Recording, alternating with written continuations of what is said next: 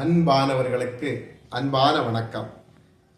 நம்ம இந்த வீடியோவில் பார்க்க இருப்பது சாஸ்தா கோயில். மூலமூர்த்தி சாஸ்தா கோயிலாக இருக்கிறது. இந்த மூலமூர்த்தி சாஸ்தா கோயிலாக இருக்கக்கூடிய கோயிலில் பூதத்தான் அப்படின்ற ஒரு சாமி, மாடன் தம்புரான் அப்படின்ற ஒரு சாமி, மாடன் அப்படின்ற ஒரு சாமி, நாகர் அப்படின்ற ஒரு சாமி, கணபதி பிள்ளையார் அப்படின்ற ஒரு சாமி, துர்க்கை அம்மன் என்ற ஒரு இருக்கக்கூடிய இப்படி நான் சொன்ன கோயில் எல்லாம் இருக்கக்கூடிய ஒரு கோயிலாக இருக்கிறது அப்படின்னு வைத்துக் கொள்வோம்.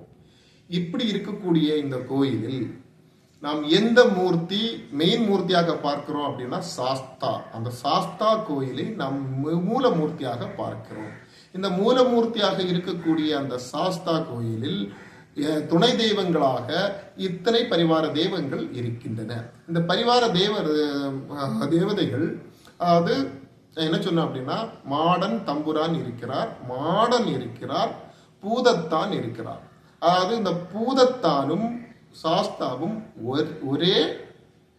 ஒரே அம்சமாக உள்ளவர்கள். அதாவது பூதத்தான் அப்படின்னு சொன்னோம் அப்படின்னா அவரும் சாஸ்தாவும் ஒரே அம்சமாக இருக்கக்கூடிய பகவான். அப்படி ஒரே அம்சமாக இருக்கக்கூடிய பகவானுக்கு ஒரே காம்பவுண்டுக்குள், அதாவது ஒரே மதில் சுவருக்குள் அப்படி இரண்டு கோயில் வைப்பதனால் நமக்கு என்ன பலன் கிடைக்கும் அப்படின்றத நம்ம இந்த வீடியோல பார்க்கிறோம். அதாவது பூதத்தானும் சாஸ்தாவும் ஒரே அம்சமாக உள்ள தேவதையாக இருக்கும் போதும் ஏன் துணை தெய்வங்களாக நாம் வைக்கிறோம் அப்படின்னு பார்த்தீங்கன்னா அறியாமையினால் வைப்பது. நிறைய நபர்கள் அறியாமையினால், அதாவது பூதத்தானும் சாஸ்தாவும் ஒன்று அப்படி என்று தெரியாமல் வைத்துக் கொள்கிறார்கள். இல்லை, சில நபர்கள் தெரிந்தே வைத்துக் கொள்கிறார்கள். அப்படி வைப்பதனால் நமக்கு என்ன பலம் அப்படின்னா, பூதத்தான் என்று சொல்லக்கூடிய சாஸ்தாவுக்கு முறுக்கு மீசை இருக்கு. நம்ம சாஸ்தாவுக்கு நம்ம சாதாரண ஒரு மனிதனுடைய மீசை தான் அவருக்கு. அதாவது நம்ம பிரித்து பார்த்தோம் அப்படின்னா இந்த மாதிரி தான் நாம் பார்க்க வேண்டும். அதாவது இந்த முறுக்கு மீசையாக இருக்கக்கூடிய அவருக்கு, இந்த பூதத்தான் அவருக்கு மிக கம்பீரமான ஒரு தோரணை இருக்கும். அதாவது நம்ம இப்ப ஒரு அரசு சபையை எடுத்துக்கிட்டோம் அப்படின்னா அரசன்தான் மெயினா இருப்பாங்க. ஆனா அதுல தளபதி ஆனவர் எப்படி இருப்பாங்கன்னா நல்ல மூர்க்கமாக இருப்பாங்க.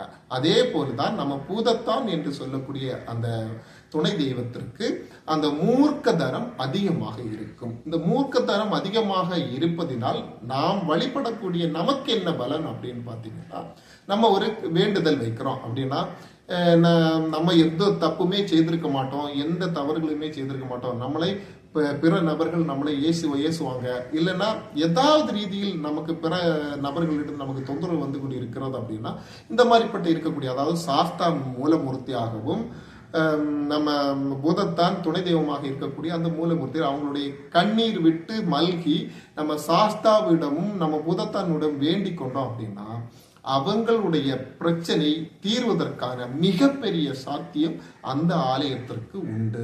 ஆனா நம்ம நிறைய கோயில்கள் பார்த்துருக்கிறோம். அதாவது ஊர்ல பாத்தீங்கன்னா நிறைய கோயில்கள் இருக்கும். ஆனா ஒரு சில கோயில்களுக்கு மட்டும்தான், ஏன்னா அதிகமான ஆட்கள் போய் சென்று வழிபடுவதற்கான வாய்ப்புகள் அதிகமாக இருக்கிறது.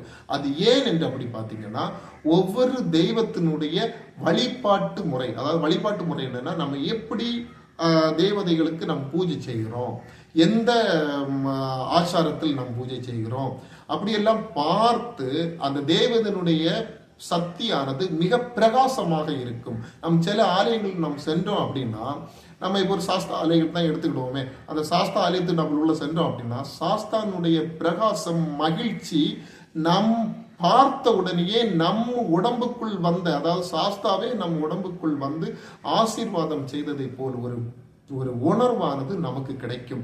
அப்படிப்பட்ட ஒரு ஆலயம் அதுதான் நம்ம இந்த துணை தெய்வங்கள் மாடன் தம்புரான், மாடன் பூதத்தான், கணபதி, துர்கா இப்படி இருக்கக்கூடிய ஆலயங்களில் மிக பிரகாசமாக இருக்கும். ஏன் என்று பார்த்தீங்கன்னா இந்த எல்லா தேவதைகளும் சாஸ்தா உட்பட எல்லா தேவதைகளும் நீதிக்கு கட்டுப்படக்கூடிய நபர்கள், அதாவது நீதி, இதுதான் நீதி அப்படி என்று சொல்லக்கூடிய தேவதைகள் தான் இவங்க எல்லாருமே, துர்க்கையும் உட்பட.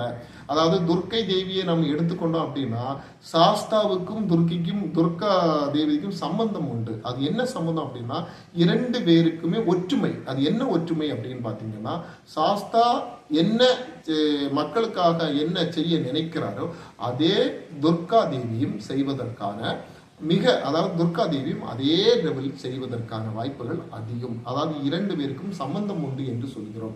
அதாவது சாஸ்தா கோயிலில் துர்கா தேவியை கண்டிப்பாக வைத்து வழிபடுவார்கள். நம் முன்னோர்கள் அந்த கலாச்சாரத்தை பயன்படுத்தி வந்தார்கள். ஏன் அப்படி என்று பார்த்தீங்கன்னா இதுதான் காரணம். அதாவது நாம் ஒரு ஆலயத்தில் சென்று வழிபட்டோம் அப்படின்னா எல்லா தேவதைகளும் அங்கு இருக்க வேண்டும் என்ற எண்ணத்தில் தான் ஒரு சாஸ்தா கோயில் இருக்கக்கூடிய கோயிலில் பூதத்தானும் மாடன் தம்புரான், இந்த மாடன் தம்புரான் இரண்டு பேருக்கும் வித்தியாசம் அப்படி என்னன்னு பார்த்தீங்கன்னா, மாடன் என்று கூறுவது நம் யார அப்படின்னு பார்த்தீங்கன்னா நம் முன்னோர்கள் போர் செய்து மரணம் அடைந்திருப்பார்கள். அவர்களை தான் நம் மாடன் வடிவில் அந்த பூமியில் இருக்கக்கூடிய மாடனை தான் அந்த பூமி மாடன் என்று கூறுகிறோம். அதுக்கும் ஒரு தனி, அதாவது மாடன் தம்புரா அப்படின்னு பார்த்தீங்கன்னா சிவனுடைய மகனாக நாம் பார்க்கிறோம். இப்படி ஒவ்வொரு அம்சத்திலையும் இருக்கக்கூடியதான். அதாவது இந்த நான் சொல்லக்கூடிய எல்லா தேவதைகளும் இந்த சாஸ்தாவுக்கு கட்டுப்படக்கூடிய தேவதைகளாக பார்க்கிறோம். என்னன்னா சாஸ்தாவை நாம் எப்படி நம்ம பார்க்க வேண்டும் அப்படின்னா, சாஸ்தா நீதிக்கு நீதி, அதாவது நீதிக்கு வேற என்றும் இல்லை அப்படி என்று சொல்லக்கூடிய ஒரே தேவதை தான் அந்த சாஸ்தாவாக நாம் பார்க்க முடிகிறது. இந்த வீடியோ வாயிலாக நான் உங்களுக்கு தெரிவித்துக் கொள்கிறேன். நன்றி, வணக்கம்.